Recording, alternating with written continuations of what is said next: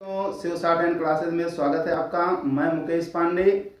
आज आपको हम अपने एक ऐसे स्टूडेंट से मुलाकात करवाएंगे जो कि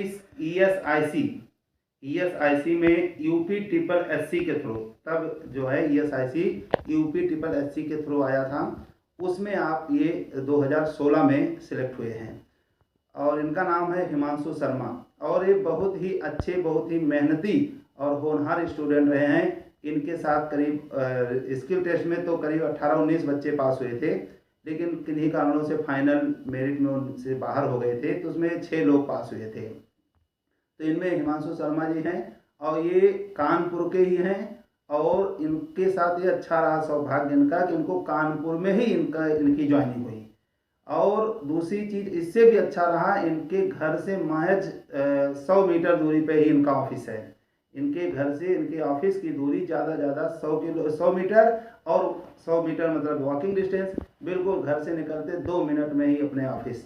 ये इत्तेफाक रहा और इनकी मेहनत रही कि आज ये एसआईसी में स्टेनोग्राफर के पद पर हैं।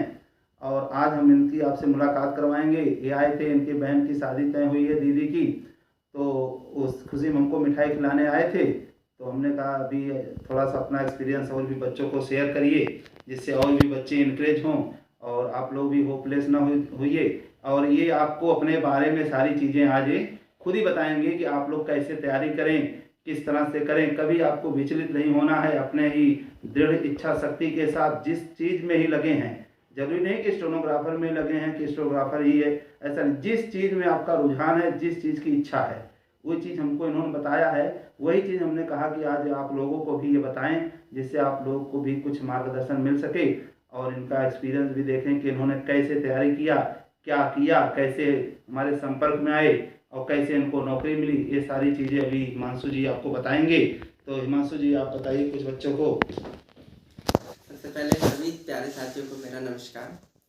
आज मेरा नाम हिमांशु शर्मा है और 2016 वर्ष में यूपी ट्रिपल एससी का जो फॉर्म आया था उसमें मैंने अप्लाई किया था और मेरा सिलेक्शन उसी वर्ष हुआ था। और इस टाइम यूपी ट्रिपल एससी की तरफ से मुझे कर्मचारी राज्य बीमा योजना विभाग दिया गया, जिसमें मैं पिछले लगभग 6 वर्षों से कार्यरत हूँ।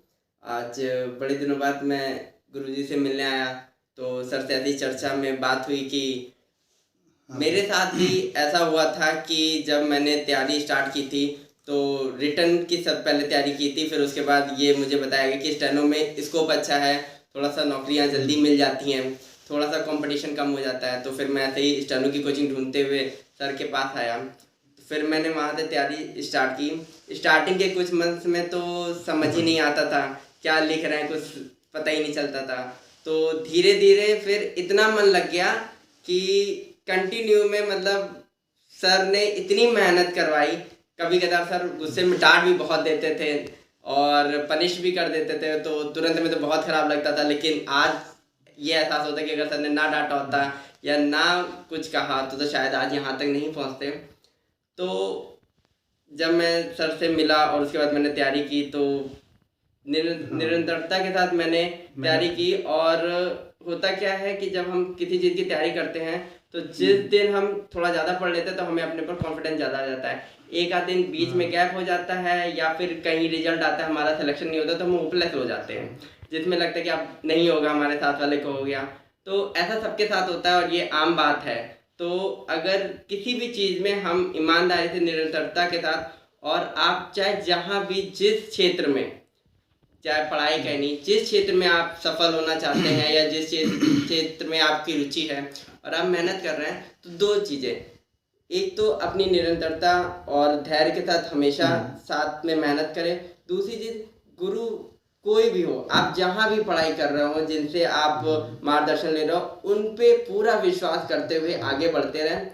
कभी कदार होता है कि हमारे साथ वाला कहीं और पढ़ रहा होता है तो उसका सिलेक्शन हो जाता है, फिर हमें डाउट होने लगता है खुद पर भी और सर पे भी कि क्या हम सही पढ़ रहे हैं। तो आज ना कल जो मेहनत करते हैं उनको सफलता जरूर मिलती है। मेरे साथ भी ऐसा हुआ। मेरे को 2015 में मैंने दिया था, तो स्टार्टिंग मुझे हार्डली ऐसे 4-5 महीने हुए थे तब सीखते हुए। तो मेरा नहीं हुआ था, तो मैं निराश हो गया था। रिटर्न तो हुआ था, बस स्किल में मेरा सर रुक गया था। रिटर्न तो क्वालिफाई हो गया था। तो मुझे लगने लगा कि शायद नहीं होगा या मैं स्टेनो नहीं कर पाऊंगा। ये चीज हमें याद है बिल्कुल। अब क्या करें, तो मैं बैंक की तरफ भी जाने लगा। तो मैंने सर से चर्चा की, तो सर ने मुझे कहा कि मेहनत करिए, एक ना एक दिन सफलता जरूर मिलेगी। ऐसे 10 जगह या माइंड मेकअप करके इधर उधर जाने से कहीं कुछ नहीं होता है। तो उसके साथ मैं आगे बढ़ा और 6 महीने बाद ही अब मेरी किस्मत कह लीजिए या जो भी कह लीजिए, 6 महीने के बाद फिर से आयोग ने वैकेंसी निकाली और मैंने उसमें दिया। मेरा रिटर्न निकला, स्किल निकला, फिर इंटरव्यू फिर हुआ, फिर फाइनल में मेरे को सिलेक्शन हुआ और सौभाग्य से मुझे नौकरी मुझे घर के बहुत पास ही मिल गई। तो मैं आप सभी से अपना अनुभव यही कहना चाहूँगा कि एक टाइम वो था कि जब स्टेनो से मुझे डर लगने लगा था 3 महीने बाद कि ये क्या लाइनें वगैरह खींच रही, को समझ नहीं आ रहा। और एक टाइम ऐसा आ गया था कि कोई हिंदी में भी बोल रहा था तो वो स्टेनो में ही लिख जा रहा था, मतलब माइंड में ही मैं चलने लगी थी कि ये चीज ऐसे सिंबल बन जाएगा। तो इसमें मैं अपने से ज्यादा मैं सर को धन्यवाद देना चाहता हूँ कि सर ने बहुत मेहनत कराई, क्योंकि मेहनत करने से ज्यादा करवाने वाला अगर अच्छा होता है। कहते हैं कि मार्गदर्शन, रास्ता सबको पता होता है, लेकिन रास्ते में जो गड्ढे हडल होते हैं वो अगर बताने वाला मिल जाता है तो फिर उससे बहुत ज्यादा सहायता मिल जाती है। आपको उन चीजों से नहीं लड़ना पड़ता है जिनसे बाकी लोग लड़ के गिर चुके होते हैं। तो आज मैं जहाँ पर भी हूँ सर की वजह से हूँ। नहीं, आपने बहुत मेहनत की है, बहुत मेहनती रहे हैं लोग, हमारी वजह से नहीं, सब अपनी वजह से हुए। लोग काफ़ी बहुत अच्छे स्टूडेंट रहे हैं लोग। इनका करीब उस समय 30-35 बच्चे ऐसे थे जो बहुत ही अच्छे थे, और जो 19 हुए थे लोग सब कहीं न कहीं कुछ एसएससी में निकल गए। उसके तुरंत बाद 16 में एसएससी में भी काफ़ी लोग निकल गए, और उसके बाद फिर कोर्ट में करीब 7-8 बच्चे कोर्ट में निकल गए। मतलब कोई रुका नहीं है, तो कोई रुकता नहीं सब्जेक्ट में, बस थोड़ी सी कठिनाइयाँ आती हैं जो आपने बताया सही है। शुरुआत में या तो बच्चा भागता है या तो जब वो सीख जाता है तब वो थोड़ा सा मिसगाइड होता है कि अब ये कर लें वो कर लें, तो 20 जगह जाने से ही दिक्कत में आता है कि नहीं है। मैं यहाँ पे आप सभी साथियों से ये जरूर कहूंगा कि आप किसी भी चीज की तैयारी कर रहे हो, बैंक एसएससी किसी भी चीज की, उसमें लगन निरंतरता के साथ जरूर लगे रहे, क्योंकि आपको नहीं पता होता कि हो सकता है कि अगला नंबर आपका ही होता है। और उससे पहले आप अपना धैर्य छोड़ के अगर अपनी फील्ड छोड़ेंगे तो जिस फील्ड में आप थे वहां से आपने 1 से लेकर 99 तक आप पहुंच चुके थे, लेकिन नए फील्ड पे जाने पे आपको फिर से 0 से शुरुआत करनी पड़ेगी।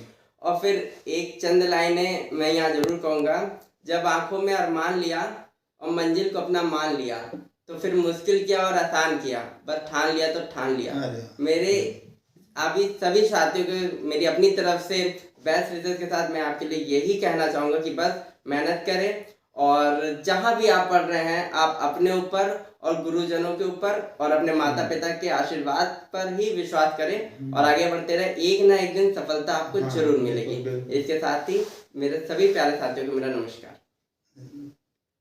तो थोड़ा सा अब जैसे इन्होंने बताया कि हो सकता है अगला चांस आपका हो, बिल्कुल सही बात है। कभी ऐसे तमाम एग्जाम्पल हमारे पास एक नहीं कम से 50 बच्चे ऐसे रहे जो किन्हीं कारणों से एक में नहीं हुए, लेकिन उनके साथ ये अच्छा रहा, इनके साथ भी रहा है। ये एसएससी में, इसके पहले जो एसएससी 14 में आए थे, एसएससी में रिटर्न इनका शायद नहीं हो पाया था, लेकिन अगर मान लीजिए एसएससी में हुआ होता तो हो सकता है इनको चेन्नई और चंडीगढ़ और अहमदाबाद कहीं मिलता था। लेकिन देखिए तुरंत दोबारा 6 महीना बाद यहाँ यूपी ट्रिपल एससी में हुआ, घर में नौकरी मिल गई। तो यही होता है, होना जो अच्छा होगा तो आपके भाग्य में जब बड़ा लिखा हुआ है तो छोटा कैसे मिले। तो ये काफ़ी चीज़ें हैं, तो आपको बस होपलेस नहीं होना है, आप लगातार लगे रहना है। कभी मतलब तमाम परिस्थितियाँ आती हैं तो उसको आप शेयर करें, और कहीं कोई दिक्कत होती है तो थोड़ा सा तो परिस्थितियों का सामना मुकाबला करना ही पड़ेगा। और काफ़ी बच्चे ऐसे होते हैं जैसे सीख लिए या मान ली रिटर्न, उनको लगता है कि यार रिटर्न तो निकाल लिया, अब इसकी तैयारी कर लें, फिर ये निकाल लिया तो रिटर्न की तैयारी कर। ऐसे 95% इस सब्जेक्ट में, हमारे सब्जेक्ट में तो हम देखते हैं, बाकी का हम नहीं बता सकते। हमारे यहाँ जो होता है कि यही होता है, बच्चा रिटर्न की तैयारी करता है, रिटर्न निकाल लेता है, फिर हमारे पास आता है।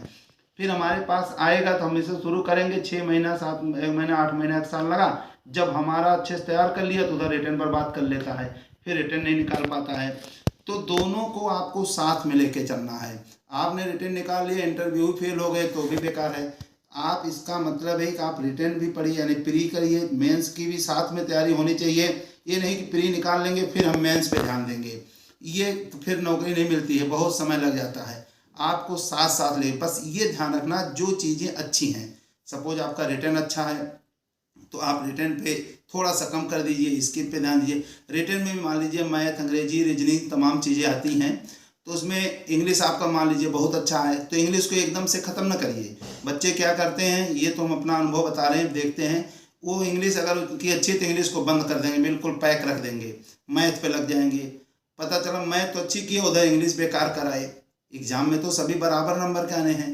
तो कहने का यही है कि आप लोगों को अपना बना के रखना है कि कोई जो अच्छी है उसको हम और बेहतर करें और जो खराब है उस पर हम और मेहनत करें। यानी अगर हमारी मान लीजिए इंग्लिश में 50 नंबर आ रहा, 100 में 50, हम उसको कोशिश करें 60 आए, और मैथ में 80 आ रहा तो उसमें हम 90 प्रयास करें। ये नहीं कि 90 आ रहा मैथ में तो हम उसको 70 करें, इंग्लिश में 20 आ रहा तो उसको हम 80 करें, तो फ़ायदा क्या मिला आपको। यानी जो अच्छा है उसको और बेहतर करें, जो कमज़ोर है कमज़ोर है आपका, उस पर थोड़े से और ज़्यादा से ज़्यादा मेहनत करें, उसको और अच्छे से निकालें। तो नौकरी पाने के लिए आपको प्री, मेंस, इंटरव्यू जो भी एग्ज़ाम में है सबको साथ लेके चलना होगा। जो चीज़ कमज़ोर है उस पर थोड़ा सा और फोकस करिए और मेहनत करिए। बस यही हम कहना चाहेंगे बच्चों। धन्यवाद, नमस्कार।